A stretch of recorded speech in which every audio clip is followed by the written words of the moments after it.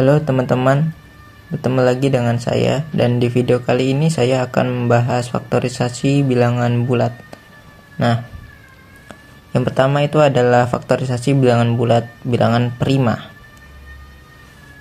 Nah, kita telah mengenal dua bilangan bulat positif saling prima relatif atau koprima, yaitu faktor persekutuan terbesar dari dua bilangan itu sama dengan 1. Apabila A1, A2, A3 sampai dengan AN adalah bilangan-bilangan bulat positif, sedemikian hingga A1, A2, A3 sampai dengan AN sama dengan 1, maka dikatakan bahwa A1, A2, A3 sampai dengan AN saling prima pula. Tapi jika AI sama dengan AJ sama dengan 1 untuk setiap IJ sama dengan 1, 2, 3 sampai dengan N, dengan I tidak sama dengan C, maka dikatakan bahwa bilangan-bilangan bulat positif A1, A2, A3 sampai dengan AN saling prima dua-dua atau saling prima sepasang demi sepasang. Nah, di sini ada contoh 4.1. Karena 589 sama dengan 1. Nah, 1 ini adalah faktor dari 589. Kan 589 ini sama bisa dibagi 1. Maka 58 dan 9 dikatakan 3 bilangan yang saling prima dan sekaligus saling prima sepasang demi sepasang, karena 58 sama dengan 5, 9 sama dengan 8, 9 sama dengan 1. Jadi ini bisa sepasang-sepasang teman-teman. 1 bilangan ini faktornya itu 1. Jadi bisa dikatakan bilangan ini bisa dinyatakan 3 bilangan yang saling prima.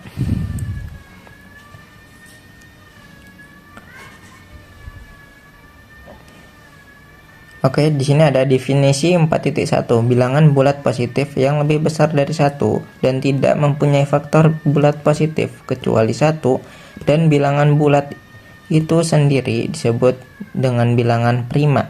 Bilangan bulat positif yang lebih besar dari 1 dan bukan bilangan prima disebut bilangan komposit atau tersusun.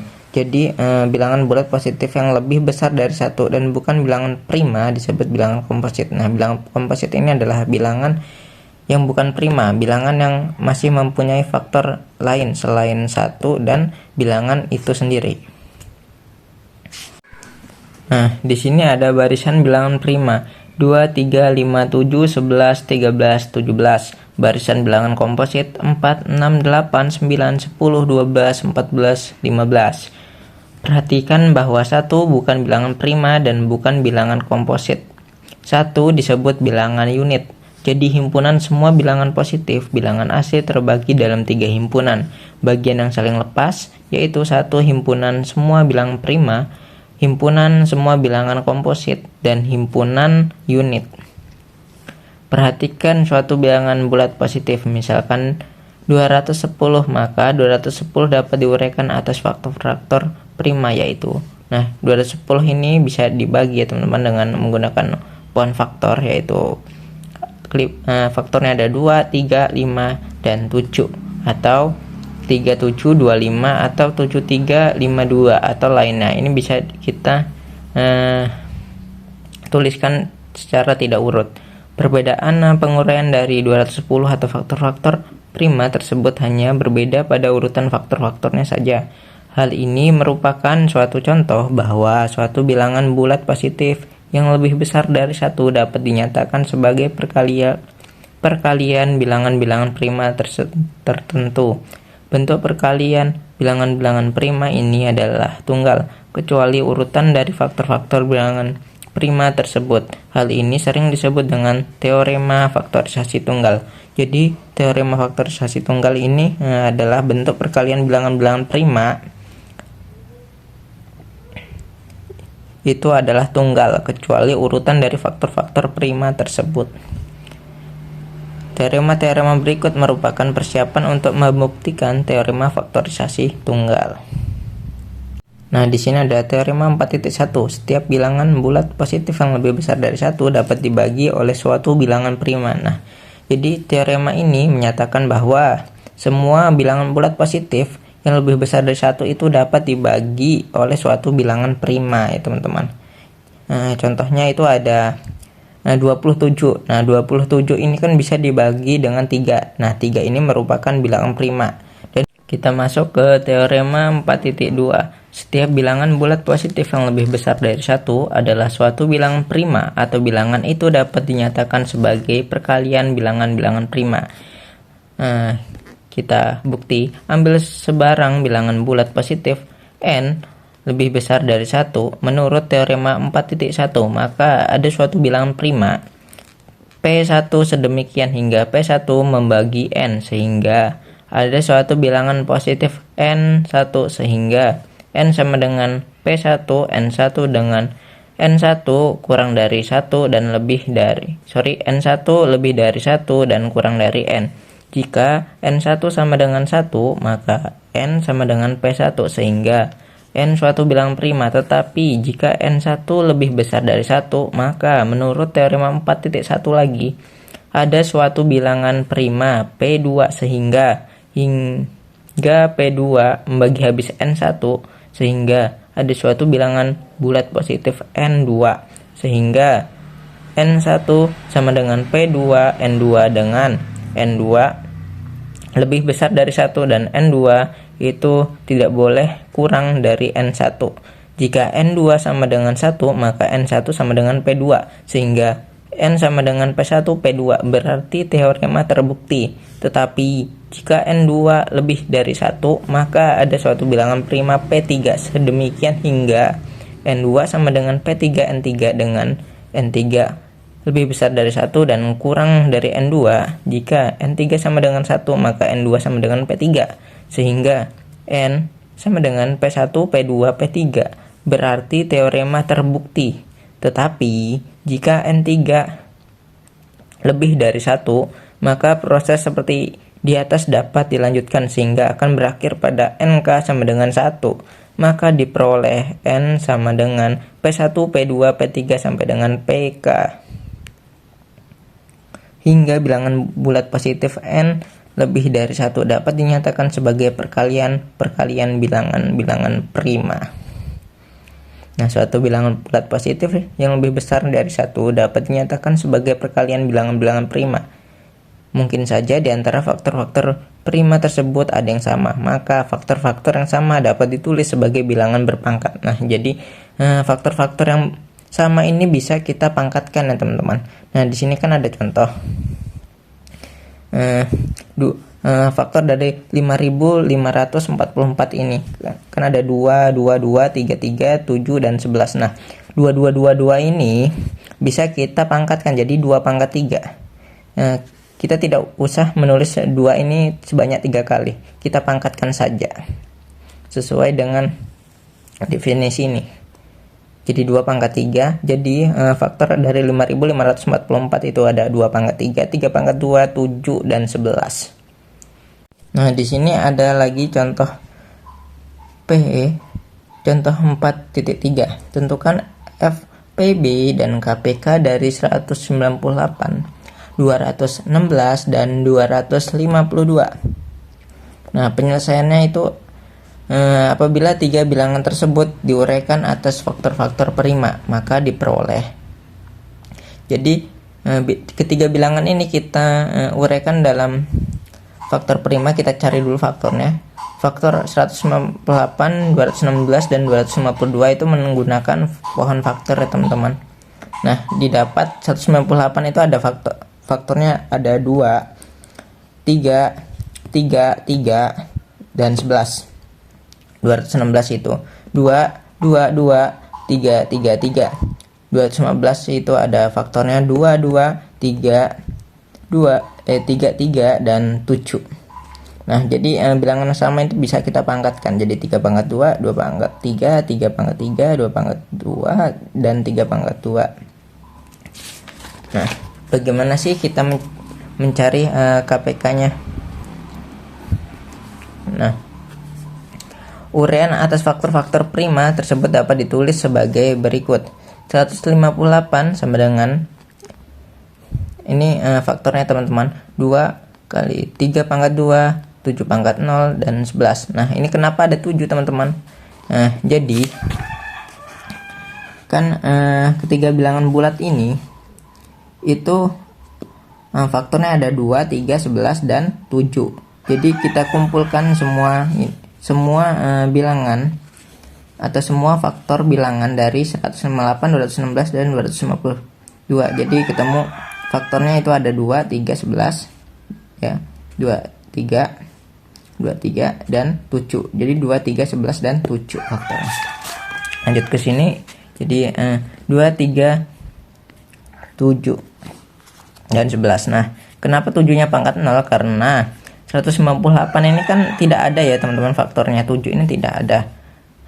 Jadi bagaimana kita tetap meletakkan 7 ini tapi kita tidak merubah nilai dari 198 ini? Ya benar teman, kita pangkatkan dengan 0. Jadi 7 pangkat 0 kan 1. Jadi 2 dikali 3 pangkat 2 dikali 11 dikali 1 itu hasilnya tetap 198. Oke, lanjut. 216 itu ada faktornya 2 pangkat 3, 3 pangkat 3, 7 pangkat 0, dan 11 pangkat 0. Ini ya teman-teman, ini kan tadi tidak ada. Lanjut ke 252, 2 pangkat 2, 3 pangkat 2, 7, dan 11 pangkat 2. 11 pangkat 0.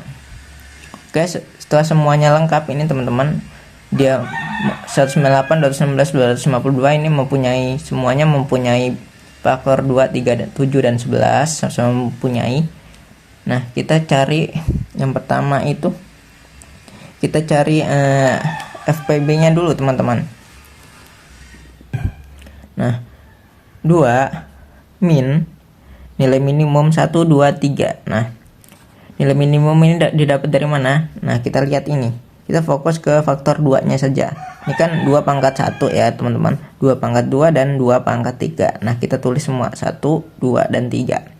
Kita urutkan dari yang terkecil pangkatnya. Terus faktor bilangan 3. Faktor bilangan 3 ini kan ada 3 pangkat 2, 3 pangkat 3, dan 3 pangkat 2. Nah, kita tuliskan 2, 3, dan 2. Ini tidak diurutkan juga tidak apa-apa ya teman-teman. Faktornya tidak diurutkan dari terkecil juga nggak apa-apa. 7 min 0, 0, 1. 11 min 1, 0, 0. 0, 0, 1 ya teman-teman, pangkat 1. Oke. Nah, perhatikan di sini bahwa jika kita mencari FPB itu nilainya min atau minimum, nilai dari minimum pangkatnya itu. Jadi nilai minimum pangkatnya faktor 2 itu adalah 1 kan teman-teman. Ini 1, 2, 3 ini bilangan mana paling kecil, yaitu 1 ya teman-teman. Jadi 2 pangkat 1. Nah, 3 ini di antara 2, 3, 2 ini mana yang paling kecil pangkatnya, yaitu pangkat 2. Jadi 3 pangkat 2. 7 ini mana yang paling kecil, 0, 0 atau 1? Ya, tentu saja 0 ya teman-teman. Jadi 7 pangkat 0 dan 11 pangkat 0. Nah, setelah dapat semua pangkat paling kecilnya, kita jumlahkan semua. 2 pangkat 1 dikali 3 pangkat 2 dikali 7 pangkat 0 dikali 11 pangkat 0. Nah, hasilnya itu ada 18. Jadi FPB dari 198, 216, 252 itu adalah 18. Lanjut kita mencari KPK-nya. Nah, berbeda dengan FPB, nah KPK ini pakai nilai maksimal dari pangkatnya teman-teman. Maksimal dari pangkatnya. Nah, maksimal itu nilai paling besar dari pangkat 1, 2, 3. Manakah paling besar teman-teman? Yaitu 3 ya teman-teman. Jadi 2 pangkat 3. Ini 2, 3, dan 2. Manakah paling besar teman-teman? Yaitu 3, benar, 3 pangkat 3, 7 pangkat 1, dan 11 pangkat 1. Ya betul teman-teman. Kemudian kita jumlahkan 2 pangkat 3 dikali 3 pangkat 3 dikali 7 pangkat 1 dikali 11 pangkat 1. Itu hasilnya 16.632. Jadi KPK dari 198, 216, dan 252 itu adalah 16.632.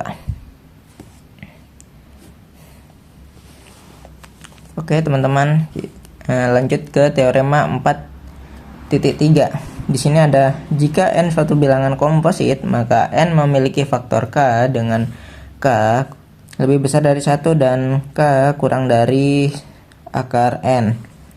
Karena N suatu bilangan komposit, maka ada bilangan-bilangan positif K dan M, sehingga Km sama dengan N dengan K lebih besar dari 1 dan kurang dari N, dengan M lebih besar dari 1 dan kurang dari N. Apabila K dan M kedua-duanya lebih besar dari akar N, yaitu K lebih besar akar N dan M lebih besar akar N, maka N sama dengan Km lebih besar akar N dikali akar N sama dengan N. Nah, terdapat N lebih besar N. Hal ini tidak mungkin. Oleh karena itu, salah satu dari K atau M harus lebih kecil dari akar N. Misalnya K, yaitu K lebih besar dari 1 dan kurang dari akar N jika N memiliki faktor K dengan K kurang 1 dan K lebih 1 dan K kurang dari akar N. Nah, lanjut ke teorema 4.4. Jika bilangan bulat positif N tidak memiliki faktor prima P dengan P lebih dari 1 dan P kurang dari akar N, maka N suatu bilangan prima. Buktikan teorema 4.4 tersebut dengan menyatakan lebih dahulu kontraposisinya, yaitu jika N suatu bilangan komposit, maka N memiliki faktor prima P dengan P lebih 1 dan P lebih dari akar N. Dengan menggunakan teorema 4.4, kita dapat menentukan semua bilangan prima yang kurang dari atau sama dengan bilangan asli tertentu N. Cara ini bisa dinamakan saringan Eratosthenes, karena ditemukan oleh ahli matematika Yunani kuno yang bernama Eratosthenes. Sebagai ilustrasi, perhatikan tabel berikut. Nah, di sini ada tabel saringan Eratosthenes. Nah, bagaimana sih caranya kerja tabel saringan Eratosthenes ini, teman-teman? Nah, menentukan semua bilangan prima kurang dari 1. Setiap bilangan komposit yang kurang dari 100 mesti mempunyai faktor prima yang kurang dari akar 100 sama dengan 10. Bilangan prima yang kurang dari 10 hanya 2, 3, 5, dan 7. Sehingga kita hanya mengecek pembagian bilangan-bilangan bulat yang kurang dari 100 oleh bilangan-bilangan prima itu. Pertama, kita coret semua kelipatan 2. Selanjutnya dicoret kelipat-kelipatan 3, 5, dan 7 kecuali 3, 5, dan 7. Maka sisanya kecuali 1 adalah bilangan-bilangan prima. Nah, jadi dari bilangan 1 dan 100 ini kita coret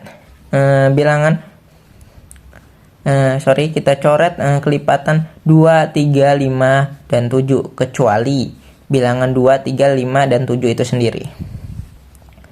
1, 2, 3 tidak coretnya 4. Nah, 4 ini bisa dibagi dengan 2, makanya kita coret. 5 ini tidak bisa.